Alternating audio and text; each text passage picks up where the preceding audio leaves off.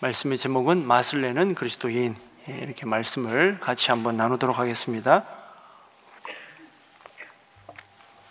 골로새서 4장 2절에서 6절 말씀 같이 교독합니다. 기도를 계속하고 기도에 감사함으로 깨어 있으라. 또한 우리를 위하여 기도하되 하나님이 전도할 문을 우리에게 열어주사 그리스도의 비밀을 말하게 하시기를 구하라. 내가 이 일 때문에 매임을 당하였노라. 그리하면 내가 마땅히 할 말로서 이 비밀을 나타내리라. 외인에게 대해서는 지혜로 행하며 세월을 아끼라. 너희 말을 항상 은혜 가운데서 소금으로 맛을 냄과 같이 하라. 그리하면 각 사람에게 마땅히 대답할 것을 알리라. 아멘. 제 친구가 한 분은 저한테 제가 이제 막 대학 다니고 신학대에 가서 막 있는데 한번 연락이 왔어요. 이제 제 친구는 저는 고향 포항을 떠나서 부산에 있었고, 제 친구는 이제 포항에 살면서 학교를 이제 대구 쪽에 다녔었는데, 제가 쓰는 악기를 좀 네가 쓰냐 물어보더라고요. 제가 그때 베이스를 쳤었거든요. 교회에서 이제 고등학교 때 아이들하고 우리 전도사님인데, 전사님이 찬양 인도는 잘 못했는데 설교를 잘 하셔가지고 이렇게 부흥사처럼 이렇게 다니셨어요. 그때 저희가 이제 저는 베이스, 제 친구는 뭐 키보드, 뭐 드럼 이렇게 해가지고 제가 이제 봉고에 실어가지고 이제 선생님 따라가서 집회하고 막 그랬어요. 그러다가 제가 이제 신학교 가서는 이제 그렇게 하기 어려워서 이제 안 치고 있었는데 그 친구가 연락이 왔어요.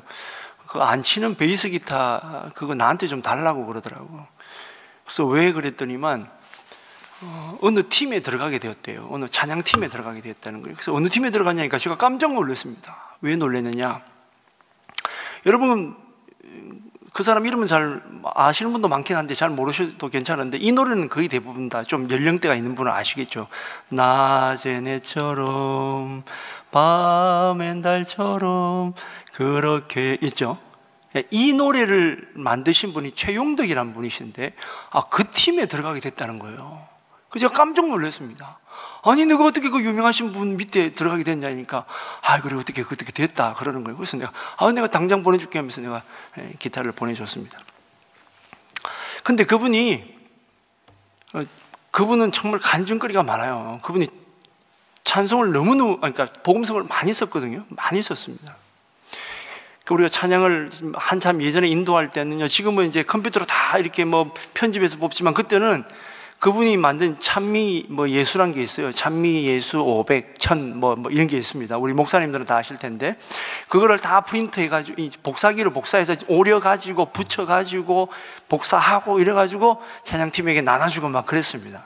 그러니까 꼭 이제 저희같이 이제 전도사들이나 이런 사람들 그게 필수책이었는데, 여기 이게 특히 이제 낮은 해처럼 밤의 달처럼 이 찬양이 왜 만들어졌냐면, 자기가 이제 강의를 가는, 이제 그때 당시에는 이제 간사였는데 강의를 가게 됐어요. 강의에서 화장실을 가는데 어느 분이 화장실에서 앞에서 막 이렇게 청소를 하는데 자기가 볼 때는 이제 좀 이렇게 약간 하대해서 본 거죠. 이렇게 하대해서 본 거예요. 이거 이러면서 이제 본 거예요. 그리고 이제 나오는데 저기서 보니까 그 학교 총장님이 또 오시더만 인사를 막 놀래가지고 뛰어오면서 그분한테 인사를 확 하시는 거예요. 그래서 저분이 누구냐 이렇게 물었더니만 우리나라 기업 총수 부인이신데 자기 아들 다니는 학교에 자원봉사로 왔다는 거예요. 그 얘기를 듣고 이분이 충격을 먹은 거예요.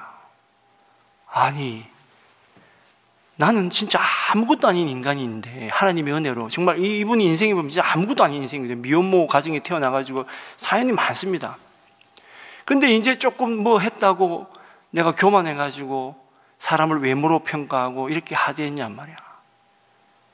그래서 그 가사 안에 그런 게 있어요. 어떻게 하면 예수님처럼 살 수 있을까? 어떻게 하면 예수님처럼 살 수 있을까? 욕심도 없이 어두운 세상 비치며 온전히 남을 위해 살듯이. 그렇게 그 가사가 이렇게 나와요. 그러니까 그 찬양이 더 많이 이제 은혜가 되는 거죠. 요즘 저희 교회에서는 이제 이 찬양을 잘 안 부르긴 합니다만, 여러분 개인적으로 기도하시는 분들은 이 찬양 많이 흥얼거리시는 걸 제가 듣고 있습니다. 이렇게 계시면 막 혼자서 막 찬양하시거나 기도하실 때 보면 이렇게 많이 하시는데, 여러분 우리가 있잖아요, 그 사람이 인생이 어떤가 이런 걸 딱 보면 그 사람이 뭐 많이 벌었냐, 많이 배웠냐, 또 뭐 이 땅에 많이 기여했냐, 뭐 그렇죠. 뭐 기여했냐, 이것도 큰 가치 중에 하나겠죠. 근데 여러분, 우리가 죽기 직전 마지막 단계, 마지막에 무엇을 남기느냐가 그 사람의 인생입니다. 우리가 왜 친일파 그러죠? 여러분, 친일파 중에 상당수가 3.1운동 했던 사람이고 독립운동 했던 사람이에요. 근데 마지막에 변절해가지고 위안부 보내는데 앞장서고, 야, 너희들이 가야 된다 이래가지고 대학생들을 갖다가 위안부로 보내고, 징용 보내고, 징병 보내고, 아이들 죽게 만들고, 또 그런 거죠. 그 사람의 마지막을 보면 압니다. 그 사람의 마지막을 보면 압니다. 오늘 당장 지금 이 순간에 하나님이 우리를 부르시면, 여러분, 나는 뭐를 남길 수 있습니까? 여러분? 아니, 당장 누가 나한테 선생님, 집사님, 권사님, 예수님 믿으면서 교회 다니면서 가장 좋았던 게 뭡니까? 물어보면 여러분 뭐라고 대답하실 거예요? 너무 심각하게 보지 마시고, 돌아가실 것 같아요, 얼굴 표정이. 지난주에 우리 그 아우니치 하는 교회 마지막으로 추수감사 과일 바구니를 갖다 주면서 이제 우리 승합차 안에서 우리 권사님들하고 이런저런 얘기를 하는데, 권사님이 너무 지금 은혜가 충만하셔가지고, 목사님 천국 가면 너무 좋겠죠, 그죠? 천국 가면 뭐 좋겠죠, 막 그러잖아요. 천국 가면요, 이게 지금보다 훨씬 더 좋은 데 살고 막 이렇게 하겠잖아요. 그 권사님이 지금 은혜가 충만하셔가지고 제가 충분히 이해가 됩니다. 근데 목사님은 그렇게 생각 안 했어요. 그래서 제가 대답을 못했습니다. 왜 못했느냐? 저에게 천국은 좋은 집도 아니고 좋은 환경도 아닙니다. 저에게 있어서 천국은 우리 주님이 계시기 때문에 천국이에요. 제가 그래서 참 우리 웨슬리 목사님이 탁월하다 생각하는 게, 웨슬리 목사님 마지막 돌아가시기 전에 그랬거든요. 최고의 복은 임마누엘이다. 하나님이 나와 함께 하십니다. 그러니까 요즘은 이상하게 나이를 먹을수록 그게 더 하는 것 같아요. 그러니까 그 권사님 질문에 대답을 못했어요. 여러분, 거기서 다 금덩어리면 어떻게 삽니까? 그게 못 살아요. 예? 가끔씩 영화 같은 데 보면 있잖아요, 뭐 천국이라 그러면서 뭐 진짜 푸른 풀밭 쫙 있고, 뭐 여러분, 그런 데서 어떻게 삽니까? 거기서. 천국은 그런 게 아니에요. 여러분, 천국은 어떤 공간을 얘기하는 게 아니에요. 성경에서 말하는 천국은, 예수님이 그러잖아요. 회개하라, 천국이 가까웠다. 그 천국은 하나님의 통치를 받는 곳이 천국입니다. 이게 얼마나 중요한지 설명하려면 한 학기가 걸립니다. 6개월이 걸립니다. 그러나 이제 결론은 이거예요. 결론은 뭐냐? 여러분, 우리가 마지막 때 뭘 남기고 가느냐? 뭘 남기고 가느냐? 우리가 주님 보십시오. 33년 마지막에 뭘 남기셨어요? 우리를 대속하시는 대속의 피를 흘리시고, 또 우리에게 죽음의 끝이 아니라 부활 승리를 남기시기 위해서 또 남기셨고, 다시 또 마지막에 뭐라 말씀하셨죠? 내가 다시 오겠다는 걸 남기셨습니다. 예수님은 그렇다 치더라도, 여러분, 우리가 참 위대한 것은 사도들, 그 주님을 따랐던, 주님의 말씀을 들었던, 그 이후에 주님을 보지도 못했지만 예수의 복음을 듣고 살았던 그 성도들이 마지막까지 어떻게 살았느냐, 우리는 위대한 사람들이 많이 있습니다. 특별히 그 찬양 가사에도 나오지만 예수님처럼, 바울처럼, 그러니까 바울 얘기를 하고 싶은 거예요. 우리가 뭐 신앙생활 어느 정도 하시면 다 알겠지만, 바울이 어떤 사람이었죠? 부모님의 전폭적인 지지를 받아서 다소에서 예루살렘으로 유학으로 와서, 예? 히브리파 중에 히브리파, 예? 바리새파 중에 바리새파, 가말리엘 문화에 들어가서, 지금으로 하자 그러면 뭐 엄청나게 좋은 학교 가서 그 수제자 비슷하게 있고, 그죠? 사도행전에 보면 스데반을 죽일 때 사람들이 믿을 만한 사람에게, 유대인들에게 겉옷은 생명과 같거든요. 그 생명을 맡기는 거예요. 그만큼 믿을 만한 사람이기 때문에 사도 바울, 그때 당시 사울에게 옷을 맡기고 스데반 죽이는데 동참했단 말이에요. 그 정도였단 말이에요. 그런데 그가 다메섹에서 주님을 만납니다. 주님을 만나서 인생이 확 변해요.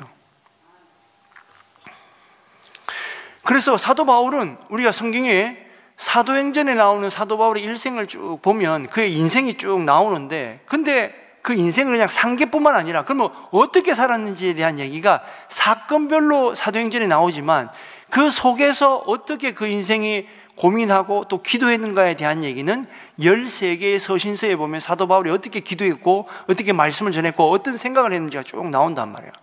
그 얘기가 오늘 읽은 우리 골로새서 4장에 또 똑같이 나옵니다. 자, 우선 해보면 사도 바울이 그러죠.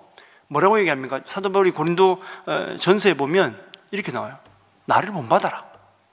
자, 고린도전서 11장 1절 말씀 한번 같이 읽어보겠습니다. 시작. 내가 그리스도를 본받는 자가 된 것 같이 너희는 나를 본받는 자가 되라. 아멘. 어떻게 감히 나를 본받아라 이렇게 말할 수 있는 사람이 별로 없습니다, 여러분. 여러분 지금 우리나라 지금 뉴스에 나오는 사람 중에 본받을 만한 사람이 있습니까, 여러분? 있어요, 여러분? 저는 없습니다, 별로. 솔직히 말하면 없습니다. 제가 늘 하는 주장하는 게 뭐냐? 그 사람 죽을 때를 봐야 된다. 죽을 때를 봐야 된다.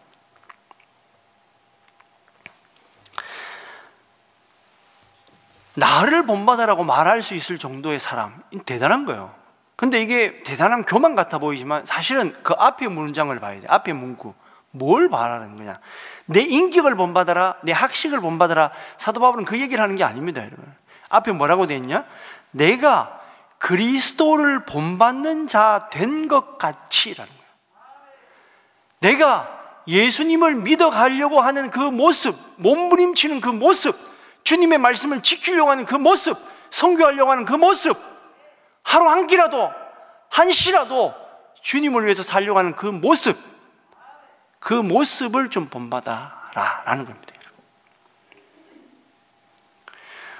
우리는 우리 일생 가운데 이런 모습을 가지고 살았던 많은 믿음의 선배들을 우리는 알고 있습니다. 처음부터 끝까지 이렇게 산 사람들이 있습니다. 근데 그 시초가 사실은 사도 바울이 먼저였다라는 겁니다.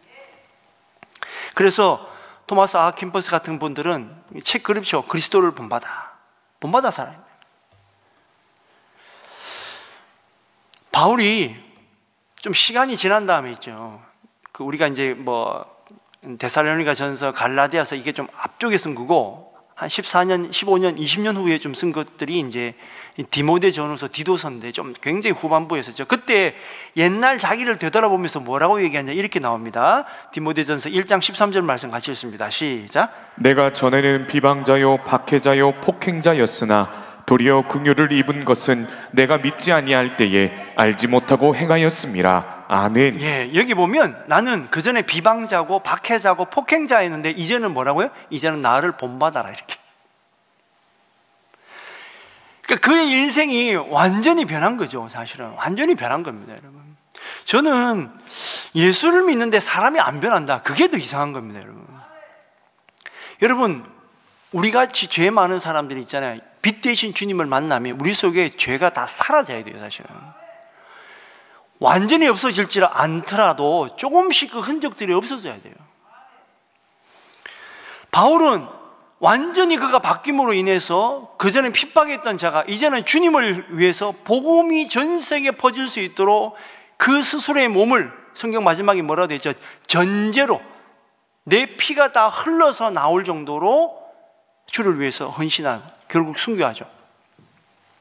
순교합니다. 로마에서. 내년에 그 로마를 가려고 합니다. 우리 성도들과 함께. 근데 가고 싶으신 분이 많으신가? 벌써 찼어요. 벌써. 열흘도 안 돼서 다 찼어. 근데 좀 굉장히 저는 그 장소를 생각하면 좀 감격적이에요. 순교 참수당했던 그 자리를 생각하면.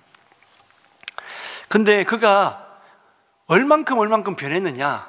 그전에는 그리스도인들을 향해서 비방자요, 박해자요, 핍박자였는데 이제는 세상을 향하여 이렇게 바뀝니다. 사도행전 17장 6절 말씀 같이 읽습니다. 시작. 발견하지 못함에 야손과 몇 형제들을 끌고 읍장들 앞에 가서 소리질러 이르되 천하를 어지럽게 하던 이 사람들이 여기도 이르매. 아멘. 자, 사도 바울을 이제는 뭐라고 얘기했냐? 이제는 세상을 천하를 어지럽게 하는 사람으로 바뀌었다. 그전에는 누구를? 그리스도인들을 비방하고 박해하고 핍박하던 사람이 이제는 세상을 향하여 천하의 복음을 전함으로 인해서 어지럽게 하는 사람으로 완전히 바뀐 거죠. 우리가 보통 그런 겁니다. 이거 인생 180도 달라졌다 얘기하는 게 이런 경우인 거예요. 자, 사도 바울이 성경에는 외모가 안 나와 있는데 우리가 가끔씩 이렇게 사도 바울 뭐 성화라든지 뭐 동상이든지 뭐 벽돌을 보면 있잖아요. 이렇게 대머리가 돼 있고 키 작고 뭐 이렇게 돼 있잖아요. 딱 보면 우리가 요거는 베드로 동상, 요거는 바울 동상 딱 알 수 있는 게, 그게 왜 그러냐면 그 테클라 행전이라고 있어요. 외경 중에 테클라 행전이라는, 거기에 보면 사도 바울의 모양이 이렇게 얼굴 모양, 키, 뭐 병 있고 뭐 이런 것 다 딱 나오는데, 세상에 여러분 생각해 보십시오. 그 얼굴로 어떻게 세상을 바꿔? 그 키로. 근데 복음은 능력이 있더라는 거죠. 여러분, 제가 볼 땐 여러분이 사도 바울보다 다 잘생기고 다 키도 크고 다 멋지신 분인데 더 하시겠지. 또 하실 수 있을 겁니다. 여러분, 자신감을 가지십시오. 뭐 바울도 했는데 뭐. 이 복음 전파에서 대표적으로 할 수 있는 사도 바울이 이렇게 바뀐 것은 후일에 그가 되돌아봤을 때 정말 주님의 은혜였다, 주님의 은혜였다, 이렇게 얘기를 하는 겁니다. 어떻게 스스로가 그렇게 됐겠습니까? 스스로 했으면 이렇게 될 수가 없어요. 생각으로 이렇게 바뀔 수 있는 사람이 없습니다. 다메섹에서 주님을 얼마나 강렬하게 주님을 만났으면, 그리고 그때 사명을 받았으면 그렇게 되었을까? 자, 오늘 성경 말씀에 6절에 보면 이런 말씀이 있습니다. 너희 말을 항상 은혜 가운데서 소금으로 맛을 낸 것 같이 하라. 그리하면 각 사람에게 마땅히 대답할 것을 알리라. 자, 여러분, 앞에 이제 2절, 3절, 4절은 이제 제가 풀어갈 건데, 여기에 중요한 말씀이 있죠. 너희 말을 항상 은혜 가운데서 소금으로 맛을 냄과 같이 해라 합니다. 저는 이 말씀을 읽으면서 깜짝 놀랐어요. 야, 주님이 이 사도 바울이 말이죠, 이 유튜브가 난무하는 이 먹방 시대에 어떻게 이게 적절하게 이렇게 또 말씀을 넣어 놓으셨네, 다 생각이 됐습니다. 여러분, 그리스도인들은 있잖아요. 그리스도인들은 우리가 착각하면 안 되는 게, 우리는 음식이 아니에요. 내가 된장찌개를 끓인다, 그죠? 그 된장찌개를 사람들이 맛있게 먹겠죠, 그죠? 그 된장찌개를 비유하자 그러면 그게 주님이시고 복음인 거예요. 우리는 뭐냐? 거기에 들어가는 약간의 조미료, 소금이다라는 겁니다. 그러니까 소금탕이라 하지 않잖아요, 그죠? 동태탕이라 그러지. 그러니까 우리의 복음은 그리스도의 복음인 거예요. 그런데 우리가 소금을 잘못 치면 짜버려, 싱거워져. 나로 인해서 그리스도의 복음이 잘못하면 변질되거나 맛을 잃게 하는 경우가 있다는 겁니다. 이거는 아주 중요한 얘기입니다. 여러분, 잘 기억하셔야 돼요. 때로는 내가 너무 예수님을 잘 믿는다고 하고 해가지고 나는 소금이 말이죠, 내가 최고야 이러고 자기가, 동태탕에 동태보다 소금이 더 많이 들어가면 어떡해? 못 먹는 겁니다, 여러분. 그렇게 살면 안 된다니까. 우리는 주님을 드러내기 위한 약간의 역할만 하면 되는 거예요. 사도 바울은 그렇게 살았다. 믿음이 있다고 여러분 소리 꽥꽥 지르고 교회에서 뭐 하고 그러지 마십시오, 여러분.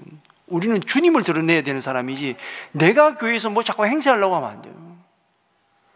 우리나라가 이렇게 시끄럽고 어려운 건 뭐냐? 대부분 다 그렇습니다. 여러분, 평안한 집은 어떻습니까? 서로 그냥 양보하고 낮아지고 하는 그런 가정은 다 평안한 거예요. 근데 이 집에서는 아버지가 그냥 소리 높이고 엄마가 소리 빽빽 지르고 자식은 자식대로 소리 빽빽 지르고 그 집안이 안 되는 겁니다. 사도 바울은 그래서 지혜롭게 소금의 맛을 내는 사람이 되어라 라고 하는데, 그러면 사도 바울은 어떻게 소금의 맛을 내는 그런 삶을 살았는가? 그것을 여러분과 함께 은혜를 나누고자 한다는 겁니다. 첫 번째, 어떤 사람이 소금의 맛을 내느냐? 첫 번째, 선교하는 사람이 소금으로 맛을 내는 사람입니다. 사도 바울이 하나님께 인정받았던 것은 뭐냐? 그가 주님을 다메섹에서 만난 이후로 한순간도 놓치지 아니하고 오직 선교하고 전도하는 것에 온 몸과 온 영혼을 다하여 살았기 때문에 그렇다라는 겁니다. 죄수의 신분으로 로마로 가면서도 그가 뭘 생각했느냐? 사람들은 그렇게 하죠. 어떻게 하면 빨리 풀려날까? 그죠? 어떻게 하면 빨리 이곳에서 내가 탈출할까? 이런 생각만 하지만 그가 서신에서 보십시오. 한마디도 그런 얘기 없어요. 어떻게 복음을 전할까? 그거밖에 없더라는 거죠. 그 사이의 과정은 중요한 게 아니에요. 오직 내 인생의 목적은 주님을 위하여 선교하는 게 목적이었기 때문에, 그렇게 살았기 때문에 주님이 그걸 높여줬다라는 겁니다. 그래서 사도 바울이 3절에 이렇게 얘기합니다. 같이 읽습니다. 시작. 또한 우리를 위하여 기도하되 하나님이 전도할 문을 우리에게 열어주사 그리스도의 비밀을 말하게 하시기를 구하라. 내가 이 일 때문에 매임을 당하였노라. 아멘. 아멘. 즉 그는 주님이 자신을 부르셔서 주님이 주신 본래의 사명을 한순간도 잊지 않은 사람입니다. 여러분이 주님을 처음 만났을 때 분명 주님이 여러분에게 음성을 들려주셨을 것입니다. 주님을 만날 때 여러분 아주 강렬한 어떤 체험이 있었을 겁니다. 여러분 그때 그 체험 기억하십니까? 그때 어떤 느낌이었죠? 어떤 말씀이었죠?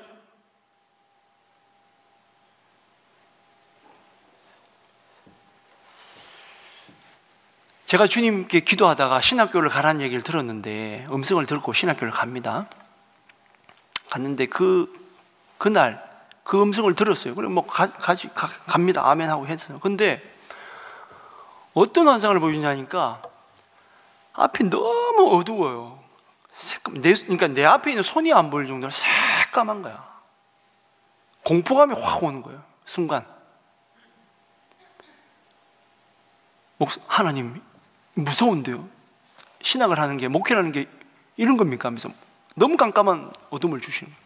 근데 저기서 빛이 하나 쫙 이렇게 내려오는데 제 손에 나도 모르게 보니까 촛불이 하나 딱 있는 거예요. 주님이 그걸 딱 불을 붙여주시더라고. 그래서 뒤를 돌아봐라 그러더라고. 그 뒤를 돌아보니까 사람이 한 명 있는 거야. 그 사람에게 불을 붙이니까 또 한 사람 그러니까 쫙 하면서 촛불이 있잖아요. 쫙 이렇게 번져가더라고. 여러분 저는 그 환상을 잊지 않습니다. 그 제가 느끼는 거 뭐냐, 나는 목사님, 하나님 한 사람입니다. 한 사람. 나는 뭐 능력이 있는 것도 아니고 그 한 사람, 내가 만나는 그 한 사람 복음을 전하겠다. 여러분 사도 바울이 있잖아요. 참 재밌는 성경의 얘기가 있는데 사도행전 26장에 보면 가이사랴에서 잡혀갔었을 때 거기에 아그리빠 왕 앞에서 자기가 다메섹에서 주님을 어떻게 만났는지 거기에 대한 얘기가 나와요.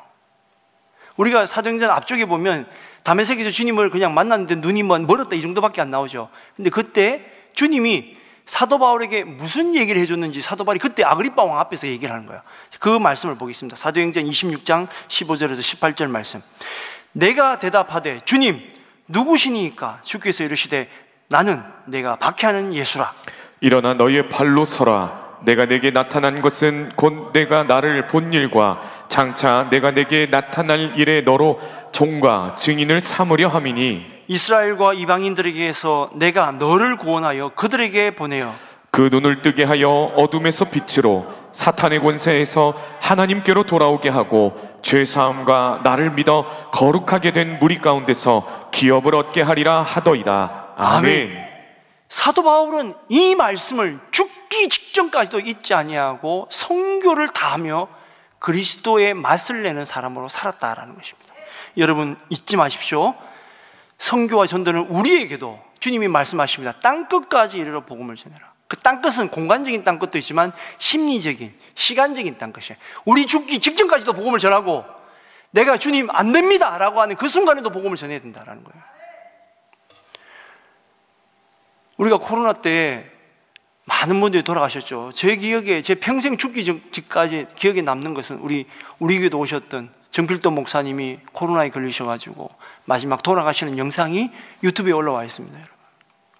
마지막까지 정말 멋지게 천국에 들어가십니다. 여러분 사랑합니다. 천국에서 만납시다.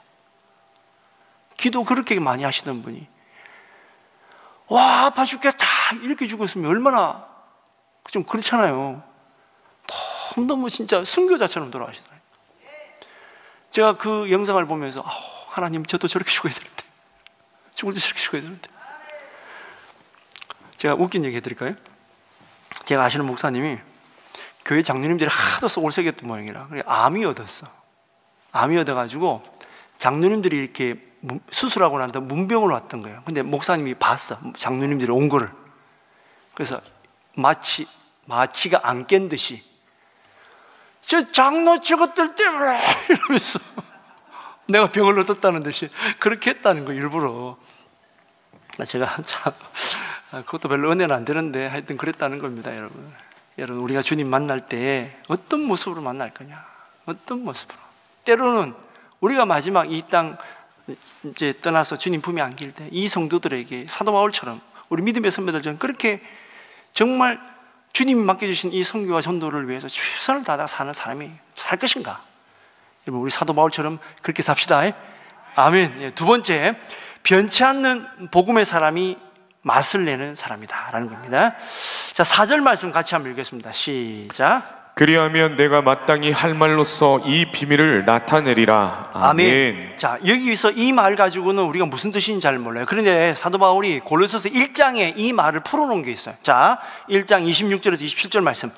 이 비밀은 만세와 만대로부터 감춰졌던 것인데 이제는 그의 성도들에게 나타났고 하나님이 그들로 하여금 이 비밀의 영광이 이방인 가운데 얼마나 풍성한지를 알게 하려 하심이라. 이 비밀은 너희 안에 계신 그리스도 신이 곧 영광의 소망이니라. 아멘. 아멘. 이 비밀이 뭐라고요? 이 비밀이 바로 예수 그리스도라는 거예요. 여러분, 목사님 이게 무슨 얘기예요? 예전에는 있잖아요. 예전에는 어떤 공동체나 무슨 학파들이 있어. 학파. 무슨 학파, 무슨 학파, 뭐 스토아 학파든지 에피쿠로스 학파든지 이런 사람들 있잖아요. 자기들이 알고 있는 지식이나 자기들이 알고 있는 무슨 진리는 자기들만 알고 있는 거예요. 남들에게 안 가르쳐줘. 돈 받으면 가르쳐주고 이런 거예요. 근데 우리에게 말하는 이 뭐예요? 만대로부터 만세로부터 감춰져 있었던 것인데 이제는 누구나 다 알 수 있는 그분 예수 그리스도다는 거예요. 비밀이긴 한데 이제 비밀이 아니야. 누구에게나 전할 수 있는 거예요. 근데 사도 바울은 이 복음의 진리, 이 비밀을 끝까지 변치 않고 굳게 전하고 지켜라라고 성도들에게 얘기하는 거예요. 골로새서 1장 23절 말씀 찾았으면 같이 읽어주세요. 골로새서 1장 23절 말씀 같이 읽습니다. 시작. 만일 너희가 믿음에 거하고 터 위에 굳게 서서 너희 들은 바 복음의 소망에서 흔들리지 아니하면 그리하리라. 이 복음은 천하 만민에게 전파된 바요 나 바울은 이 복음의 일꾼이 되었노라. 아멘. 아멘. 이것을 위하여 흔들리지 않는 모습으로 살았다라는 겁니다, 사도 바울이. 그래서 복음을 온전히 지키고 복음에 목숨을 거는 사람이 오늘 성경에 말한 그리스도인의 맛을, 소금의 맛을 제대로 내는 신앙이다라는 것입니다. 자, 여러분에게 말씀드립니다. 여러분 어렵고 힘들어도 믿음 잡으십시오. 복음을 잡아야 됩니다. 우리가 있잖아요, 추상적으로는 아멘 아멘 하는데 근데 막상 어려움이 닥쳐오고 가정에 문제가 생기면 복음이나 신앙을 붙드는 게 아니라 다른 걸 의지하게 된다니까요.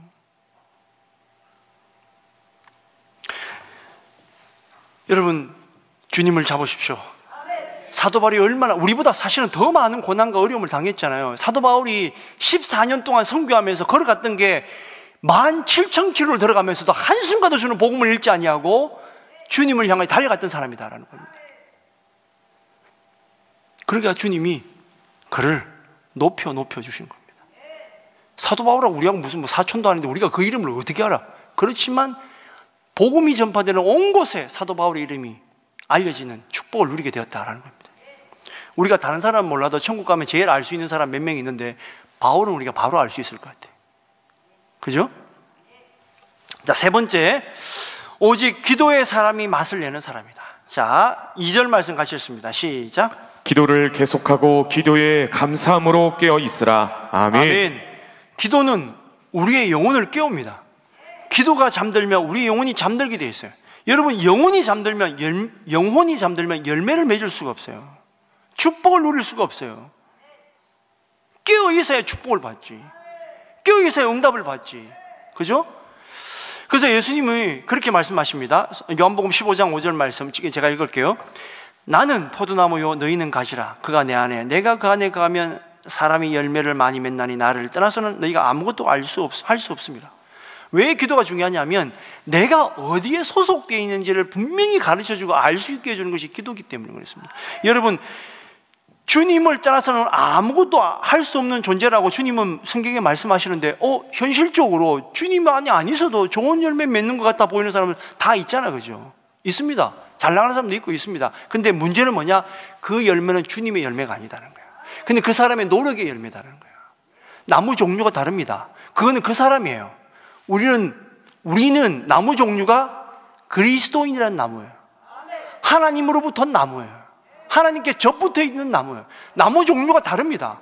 그 나무는 마지막에 쓰일 나무가 아니고 다 장작에 불태워 없어질 나무예요. 지옥에 가서 다 없어질 나무라니까. 근데 우리는 어떤 나무입니까? 우리는 백향목과 같아서 주님 성전의 천국에 쓰일 나무라니까. 근원이 달라요. 근원이 다르다. 그걸 알려면 내가 그럼 그 나무인가 아닌가 알려면 기도해야 된다.